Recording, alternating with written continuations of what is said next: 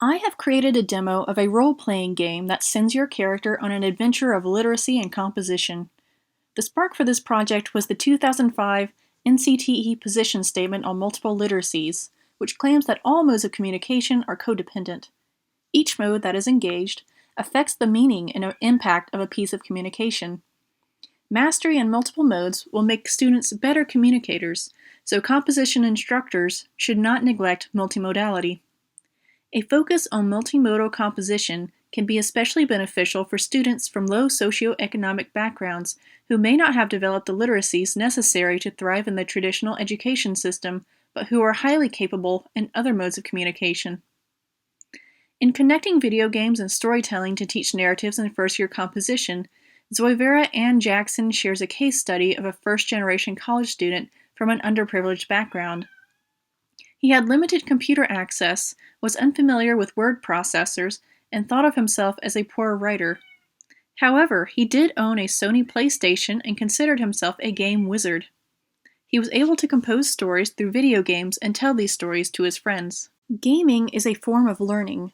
Children play games, whether it's peekaboo or tag, and they learn from games even before they enter the traditional school system.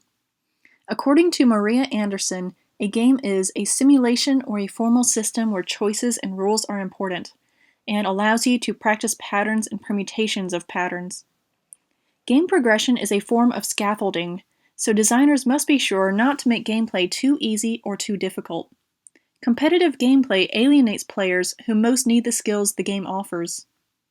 Likewise, students who have not developed the writing skills of their peers will feel squeezed out of the composition classroom and discouraged from writing as a result. Games hold pedagogical potential. They are a genre that teaches and reinforces a particular skill and scaffold new content through level progression. Both designers and teachers must make goals challenging but within reach. Games teach critical thinking, quantitative analysis, research, and narrative creation. Wikis exist for popular games such as RuneScape, Animal Crossing, and Pokemon, where players upload content, share strategies, and comment on storylines. With the rise of the internet, gaming has become an increasingly social and collaborative activity. Gamers have even begun to create hacks of their favorite games. Hackers are able to fiddle with the inner workings of their favorite games, change the mechanics, and create their own storylines to export and share across the internet.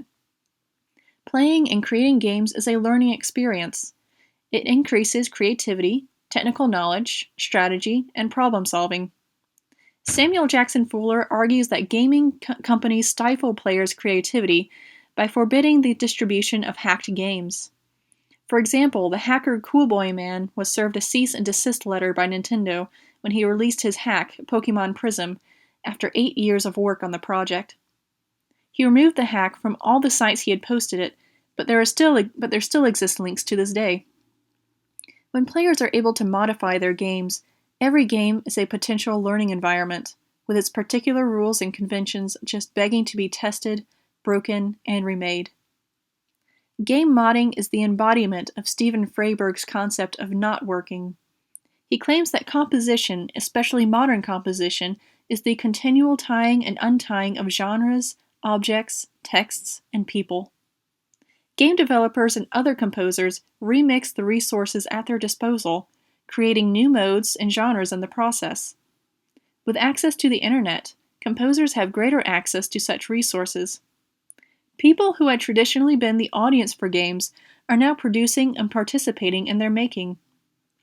Composers are now less concerned about who created a text, and many sources, such as Wikipedia, have become more and more collaborative, and it is nearly impossible and surely impractical to pinpoint one or even a few authors.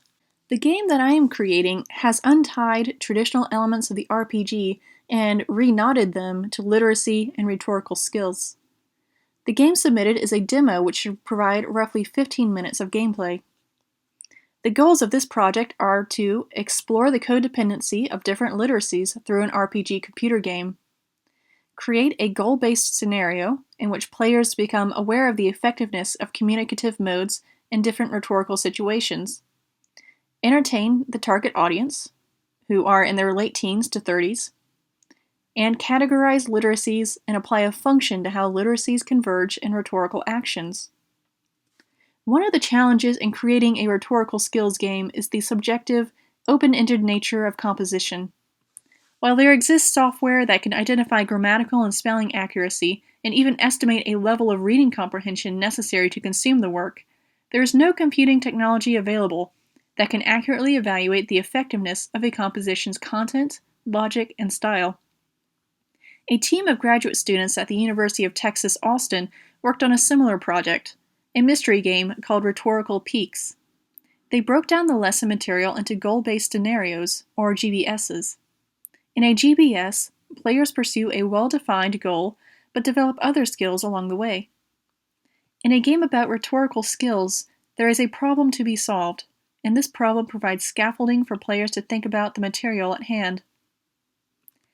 I made the rhetorical choice to set my game in a post-apocalyptic world because I felt that this setting would be relevant to the global situation in 2020. Exploring a destroyed civilization with humorous characters and interactions could be an engaging and comforting experience. Some of my choices were based on my own unusual combination of skills. I am a composition instructor and prose writer with a background in engineering.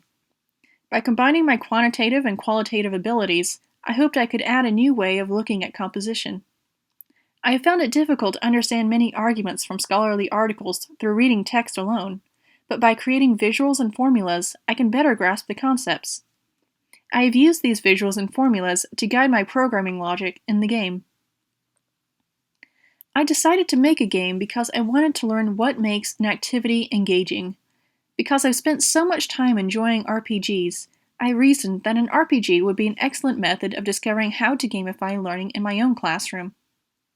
When I made the choice to create a game, I needed a game engine suited to my limited programming skill. RPG Maker was simple enough to use, and while I did not have access to an ideal set of images, I could use the images provided to create my game. The images available to me were those of a traditional, fantasy-based RPG, and I made choices that let me utilize the images there. For example, I chose to make one of my locations a haunted construction firm, so that I could use images of ghosts and undead creatures. Jeff Vogel, creator of Spiderweb software, stated that he takes inspiration from other games. He plays games from recent years and adopts elements that he likes from each of them. My favorite games have retro graphics. Many modern, three-dimensional graphics often give me motion sickness. Older games used similar graphics than what we know today because that was what was available. Some modern games still use simple graphics because of budget constraints, but in cases such as these, game developers must depend on story, concept, and strategy to make the game engaging. Over the years, I have enjoyed Spiderweb Software's Avernum and Genforge series, early generations of Pokemon, and several RPGs from the 1990s, such as Earthbound. Earthbound is still influential to this day. The game's online walkthroughs are still used, and the main character, Ness, appears in Nintendo Smash Bros. What makes Earthbound one of my favorite games is not its graphics or combat mechanics, but its absurd yet cohesive story. Its memorable characters, its quirky humor, and its themes of friendship and growing up. Following Jeff Vogel's advice, I have drawn an Earthbound style of combat, which is characterized by ridiculous creatures or inanimate objects, such as this gas pump, which perform actions in character. By using literacy instead of traditional combat statistics, I have more opportunity to tie the mundane to the in-game to humorous effect. For example, Project Manager Bill opens an encounter by booting up PowerPoint, an action we would not expect to see in an RPG. The choices I have made for this game have been influenced by digital resources available, the games that have inspired me, my interest in combining math with composition, and the concept of multiple literacies. Over the course of this project, I have improved multiple composing skills. Programming. I learned how to program events, non-player characters or NPCs, combat actions, and other interactions with people and objects. This involved logic and knowledge of argumentative structure, and I often needed to draw on a legal pad to get my logic straight. Visual arrangement. I used sprites, backgrounds, and objects from RPG Maker's image library to create a post-apocalyptic world in need of rebuilding. I needed to tell a story visually. Instead of using text to explain that the town had been destroyed, I used images to create rubble, plant growth, and broken building foundations. Digital. I made extensive use of the internet to learn how to use programming functions. I often consulted forums where past programmers had asked for advice. Narrative structure. I used the plot arc to make the game engaging. The player comes across a problem that must be rectified. The town is destroyed and must be rebuilt. Quantitative analysis. I broke down literacy into 6 sub-literacies to use as combat stats, and then I used those literacies as variables in combat formulas. I needed to know which literacies are engaged with different actions so that I could involve those literacies in my formulas. For example, singing involves oral, emotional, and language literacy. Also, video creation. Throughout the project, I've created videos to share my work. I've learned how to edit and splice video clips, record my own video, link sound, and add text. As I continue this project, I will migrate my files into RPG Maker MV, a more recent and user-friendly version of the software that was recently gifted to me. The final version of the game, which will involve opening all 6 buildings in the destroyed town, will be at least 6 times the length of the current demo. Now that I have newer software, I will have access to better sprite sheets and images created by other users of RPG Maker MV. It will be easier to arrange text within encounters and control switches, which are essential for plot progression. The existing demo, which should be available soon, is meant to show my concept for this game. It will take some time to migrate it to RPG Maker MV, but I feel that it will be worth it in the long run. I might eventually share this game with other composition instructors to show what a multimodal project can look like, or at the least, to share a laugh. I may also show bits of this project in my own classroom to show that games are a form of learning and that composition is not limited to college essays.